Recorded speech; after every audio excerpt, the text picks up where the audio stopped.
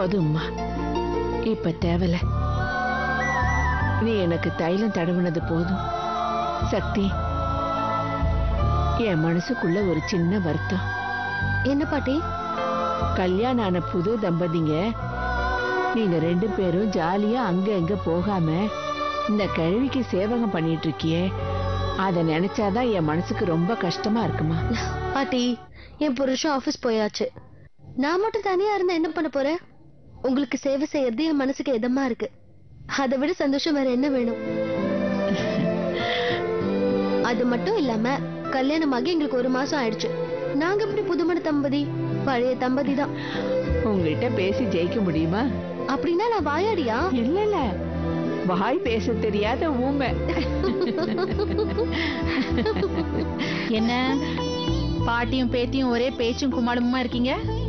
பேச்செல்லாம் முடிஞ்சுதா? அதெல்லாம் ஒண்ணும் இல்ல அத்தை. பாட்டிக்கு தைலம் தேய்ச்சி விட்டுட்டு இருந்தேன்.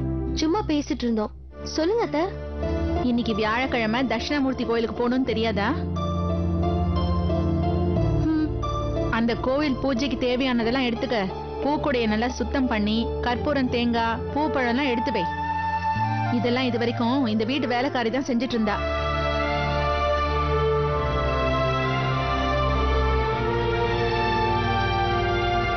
இப்பதான் நீ வந்துட்டல, நீ தான் செய்யணும். புரிஞ்சுதா? வந்து ருக்மணி கிட்ட எப்படி செய்யறதுன்னு கேட்டுக்க. இனிமே நீ தான் இந்த வேலையெல்லாம் செய்யணும். வா.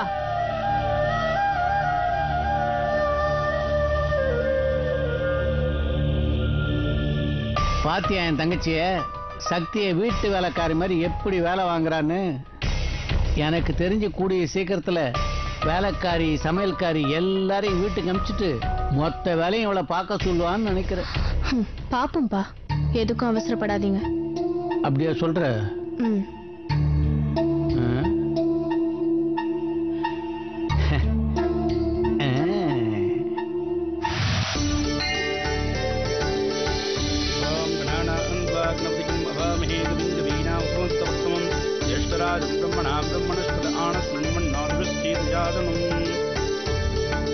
வாங்க வாங்க. நமஸ்காரம்.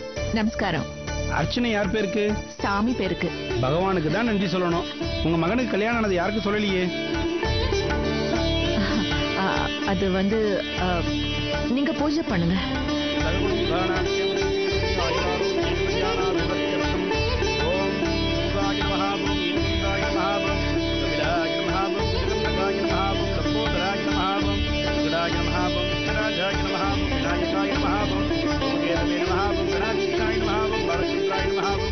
என்ன ராஜலட்சுமி, உன் பையன் கல்யாணத்தை கிராண்டா பண்ணுவேன்னு பார்த்தேன். சிம்பிளா யாருக்கும் தெரியாம கல்யாணம் பண்ணீங்களாமே. உனக்கு யார் சொன்னது? நம்ம கிளப்ல கார்ட்ஸ் விளையாடும் போது திலகா மேடம்ல அவங்க தான் சொன்னாங்க. இந்த கல்யாணத்தை பத்தி என்ன சொல்றது? அத பத்தி பெருசா ஒண்ணும் இல்ல. அது மட்டும் இல்ல, என் மருமக இருக்காளே, அப்படியே மகாலட்சுமி தான் போங்க. அப்படியே முகத்துல தெய்வ கடாட்சம். ஆமாங்க, ஜோடி பொருத்தம் பார்த்தா அப்படி ஒரு பொருத்தம். பார்வதி பரமேஸ்வர மாதிரி. ஆமாமா, உங்க பிள்ளையாண்டாம் பிரேமு உங்க மாட்டு பொண்ண 2 தடவை கோயில் காய்ச்சி வந்திருக்காரு. நான் பார்த்தேனே. ஓ அப்படியா? ஆமாமா, சொன்னா. உங்க மாட்டு பொண்ணு அம்பாள் மேல ஒரு பாட்டு பாடினா பாருங்க.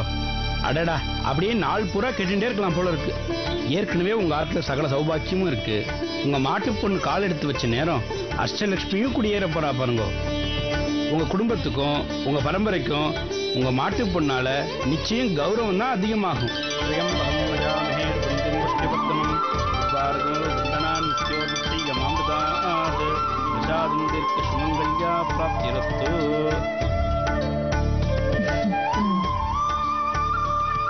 சொல்லுங்க, யார் பேர் கர்ச்சனை? இந்த சக்தி மாயக்காரியா மந்திரக்காரியா? அவளை யார் பார்த்தாலும் ஆஹா ஓஹோன்னு புகழறாங்க. ஆனா ராஜலட்சுமி, நீ மட்டும்தான் அவளை பாராட்ட மாட்டேங்கிற. உன் புருஷன், உன் மாமியார் எல்லாரும் அவளை தலைமையில தூக்கி வச்சு கொண்டாடுறாங்க. எல்லாருக்கும் அவளை பிடிச்சு போச்சு. ஆனா நீ மட்டும் அவளை பத்தி தப்பாவே நினைக்கிற. ஏன் தெரியுமா? ஏன்னா அவ உன்னை கேட்காமலே கல்யாணம் பண்ணிக்கிட்டா. அதை தவிர உன் மகன் மேலையும் சக்தி மேலையும் வேற என்ன தப்பு? உன் எதிர்பார்ப்புக்கு இல்லாத ஒரு ஏழை பொண்ணை உன் மகன் உன்னை கேட்காமையே கட்டிக்கிட்டான். அந்த கோபம் தானே? அந்த கோபத்தை நீ உன் மருமக மேல காட்டுற. உன் மகன் உங்ககிட்ட சொல்லாம பண்ண தப்புக்கு அந்த அப்பாவி பொண்ணை ஏன் தண்டிக்கிற? அந்த நிலைமையில அவளால என்ன செஞ்சிருக்க முடியும்? மறுத்து என்ன சொல்லிருக்க முடியும்? ராஜலட்சுமி, நீ பண்றது, பேசுறது, நினைக்கிறது எல்லாமே தப்பு. எல்லாத்துக்கும் மேல இந்த கல்யாணத்தால உன் மகன் சந்தோஷமா தானே இருக்கான். ஒன்னு தவிர எல்லாருமே தப்பா நினைக்கிறாங்களா? யோசி. எல்லாரையும் குறை சொல்லாத. எல்லாருமே தப்பா இருக்க மாட்டாங்க.